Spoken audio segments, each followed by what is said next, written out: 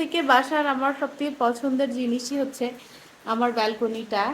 আল্লাহ জানে কিভাবে আসবে, নাকি মাংস নিয়ে ভিজে যায় কিনা। আসলে মায়েদের কোনো তুলনা হয় না, মায়েরা মায়েদের মতোই হয়। হচ্ছে কুরবানির পায়া কিনছি আমি, সেটা তো সবকিছুই এটার ভিতরে আছে। আমরা গাছ থেকে একদম টাটকা আম পেড়ে নিয়ে আসছি। আর আমার এই যে দেখেন আরিশার আব্বু আরিশার জন্য কতগুলো লিচু নিয়ে আসছে। আসসালামু আলাইকুম, কেমন আছেন সবাই? তো বিগত 2 দিন পর বাসায় আসছি, মানে ঈদ করার পরপরই গেছিলাম হচ্ছে শ্বশুর বাড়ি থেকে ঈদ করে আসছি। তারপরে গেছিলাম আমরা আমার বাপের বাড়িতে, মানে আপনার ভাইয়ের শ্বশুর বাড়ি। তারপরে মাত্র আসছি, তো দেখেন বাইরে কি পরিমাণ বৃষ্টি হচ্ছে, দেখছেন? তো আমরা হচ্ছে মানে এত পরিমাণ গরম ছিল, আমরা গরুর মাংস নিয়ে আসতে পারি নাই। আমরা শ্বশুর বাড়িতে আর কি এই গরমের জ্বালায় থাকতে পারিনি, যার কারণে ঈদের পর দিনই চলে আসছি। আর ঈদের পর দিন আসার সময় দেখি আমাদের মাংসটা মানে একবারে একদম জমেনি। তো যেহেতু জমেনি, আর আমরা যেখানে শহরে থাকি এখানে আর কি আসতে 3-4 ঘন্টা টাইম লাগে, যার কারণে আমরা মাংস নিয়ে আসতে পারিনি।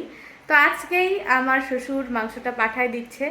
তো আপনাদের ভাইয়া গেছে আনতে, আর বাহিরে প্রচন্ড পরিমাণ বৃষ্টি শুরু হয়েছে। আমার ব্যালকনি দেখেন, ব্যালকনি থেকে বৃষ্টিটা এত সুন্দর উপভোগ করা যায়। মানে সব থেকে বাসার আমার সবথেকে পছন্দের জিনিসই হচ্ছে আমার ব্যালকনিটা। দেখেন এত সুন্দর বৃষ্টি বিলাস, মানে এখানে একটা বাগান বিলাস গাছ লাগাবো, তারপরেই আর কি খুব সুন্দর করে বৃষ্টিটা উপভোগ করতে পারবো এখানে। তো আপনাদের ভাইয়া আসবে এখনই, আল্লাহ জানে কিভাবে আসবে, নাকি মাংস নিয়ে ভিজে যায় কিনা বুঝতে পারতেছি না। তো অবশ্যই সেটা আপনাদের সাথে শেয়ার করব।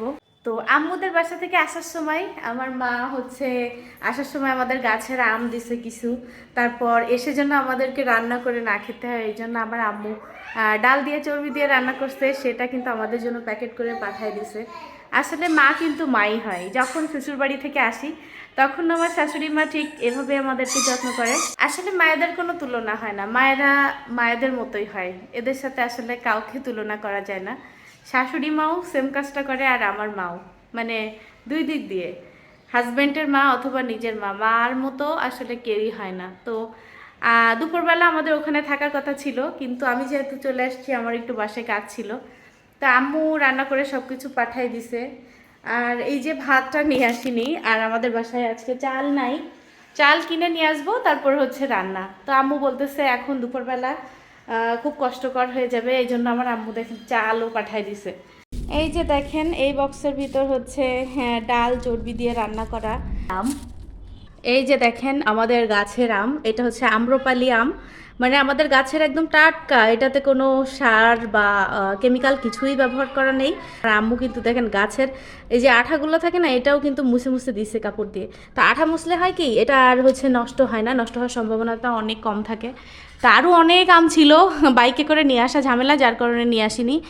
আমরা এবছর অনেক আম খেয়েছি আলহামদুলিল্লাহ আমার আম্মুদের গাছের। আর এই দেখেন চাল নিয়ে আসছি, দেখছেন বাপের বাড়ি আমরা গাছ থেকে একদম টাটকা আম পেড়ে নিয়ে আসছি। আর আমার থেকে কতটুকু চাল নিয়ে আসছি, আম্মু আসলে অনেক চাল দিচ্ছিল আমাকে, কিন্তু হচ্ছে নিয়ে আসিনি, কারণ বিকালবেলা চাল কিনতে যাব, চাল শেষ হয়ে গেছে হঠাৎই, ভাবলাম আসার সময় কিনে নিয়ে আসবো, কিন্তু আম্মু বলতেছে যে না অনেক কষ্ট হয়ে যাবে, তোমরা হচ্ছে নিয়ে যাও অল্প একটু রান্নার মতো।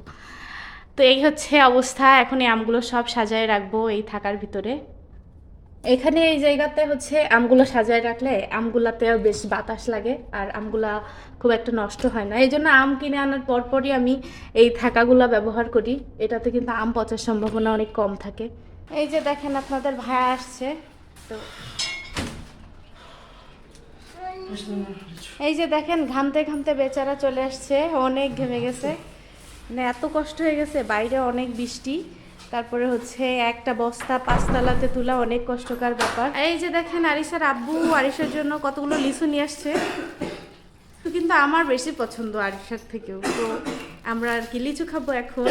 আর এই যে বস্তা দেখতেছেন, এই বস্তার ভিতর কিন্তু আমাদের কোরবানির মাংস, তারপর মাছ, গ্রাম থেকে আর কি ভুড়ি, তারপর হচ্ছে কুরবানির পায়া কিনছি আমি, সেটা তো সব কিছুই এটার ভিতরে আছে, মানে আমরা কিছুই নিয়ে আসতে পারি নাই সাথে করে, তো আপনাদের ভাইয়া নিয়ে আসলো এখন। তো এটা রেখে দেবো আমরা এখন ফ্রিজে। আজকের ভিডিওটা এই পর্যন্ত শেষ করছি, সবাই ভালো থাকবেন, আল্লাহ হাফেজ।